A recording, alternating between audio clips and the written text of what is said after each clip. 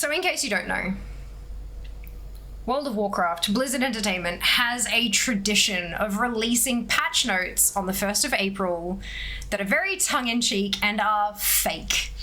It is the April Fool's patch notes, and they have released, it is April Fool's today, and they have released the World of Warcraft patch 12.0.9 notes. To make this incredibly clear, these are not real patch notes. This is an April Fool's tradition. And so we're going to have a read. World of Warcraft patch 12.09, 9 minutes after midnight, because 12.09. Good. Working title, April 1, 2026. Production notes. This patch is going to be a real crowd pleaser when we reveal it via a series of elaborate videos. Please do not forward this document to anyone so that we can avoid leaks and everyone can continue doing great work. Remember what happened last time? It was horrible. Maybe not as horrible as when you get takeout and discover a missing item only after you get home, but it was bad. Maybe not as bad as when you drop your phone and it lands on your foot at what feels like terminal velocity, but it was awful. Okay, thank you very much for not leaking these notes. This is a very tongue-in-cheek reference to their awful handling of the announcement of World of Warcraft Midnight. It was terrible, and I'm so glad to know that they know. New content for role players only. In this patch, we're introducing 3 brand new activities that are exclusively for role players. Large roleplay instances. In large roleplay instances, you'll meticulously plan to roleplay together with up to 24 other role players as you join up to explore fantastic new areas filled with opportunities for expression. Non-player characters that we're calling bosses, but you're free to call them anything you like, each offer you a new and carefully decorated stage area with dialogue and narrative intentions of their own. This patch includes over 50 large roleplay instances for you to discover with big groups of your co-stars. Roleplay fighting. We've long noticed that roleplayers appear to be missing a key element of storytelling, fictional violence. In roleplay fighting, you finally have access to roleplay areas we're calling battlegrounds and arenas, where you can incorporate low-stakes pretend combat into your narratives. Express yourselves in fictional altercations with other roleplayers, and when the story results in your character's death, don't worry, you won't lose anything at all, and you'll be restored so that you can return to your roleplay session with only a brief delay. Smaller roleplay instances. Do you only have 4 co-stars that you regularly roleplay with? We have great news for you. Over 120 new areas for 5 performer roleplaying have been added to WoW. Befitting their size and scope, smaller roleplay instances include only about 5 stages, and each stage therein includes a default story for you to add your own narrative to. So these are raids, battlegrounds, arenas, and dungeons. And I can't believe there are over 50 raids and over 120 dungeons. I mean, I know that, but like, dude, this game is huge. This is insane. But yes, there you go. So fun for role players. New character customization, tails. Players have been asking for years and we're finally delivering. That's right. Dwarves can now have tails if they want to. This is a purely optional customization. Please let us know what else you'd like to see added to the customization options for the noble dwarf race. Why only dwarves? Why only dwarves? New dungeon mode, Mythic +++. Have you ever felt like you're playing alongside someone who can't see? In this new 2-person dungeon mode, you'll team up with a complete stranger who is from a different faction that you've never met before, and you won't even be able to talk to each other at first. Try tapping out a code or giving them a thumbs up. In Mythic +++, you and your partner can't share the same air, but you can share in a dungeon adventure together once you trauma bond over your individually devastating backstories. Words of encouragement. Hopefully your new partner will be incredibly good at everything you're hilariously bad at doing. Amaze, amaze, amaze. What? This is one that Zam posted in the Discord and I'm like, I beg your pardon. New dungeon, City Boy.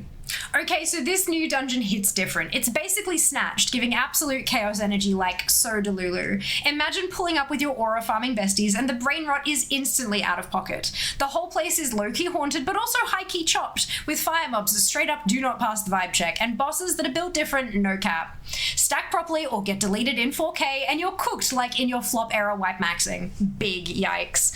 Overall, this one's looking pretty goated, but everyone in your squad will have to understand the assignment so that you can say you ate no crumbs. This is the problem is I understand parts of it. I get the vibe. I understand bits. I do not speak TikTok. To put it out there, I'm a 36-year-old woman. I do not fucking speak TikTok. But I do get enough of that I'm concerned for my health. Hardcore housing. Veteran World of Warcraft players all know the game is at its best when you're on the verge of being completely wiped out. Now the time has come to put your entire house on the line with hardcore housing.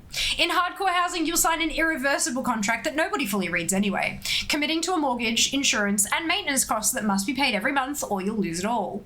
Every month thereafter, you'll experience the deep satisfaction that can only come from escaping utter ruin through something close to sheer luck. Head to the Undermine to get started on an adventure that you'll be on for the rest of your life and earn these unique rewards.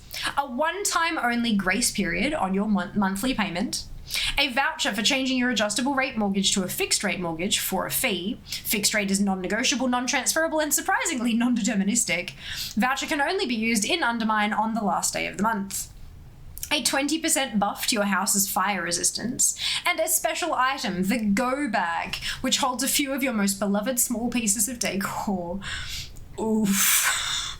Oof. Decor Yourself. Feedback from housing enthusiasts has been pouring in, and players unanimously want to transform themselves into decor and see what the world is like from the perspective of an elegant almond table or a Proudmoore shipping crate. Now you can with Decor Yourself. The Decor Yourself toy allows you to... Why did they say decor with no accent and then decor with an whatever? The Decor Yourself toy allows you to transform into any piece of decor in your collection, and it preserves your transmog. The effect lasts for 9 minutes with a cooldown of only 9 hours.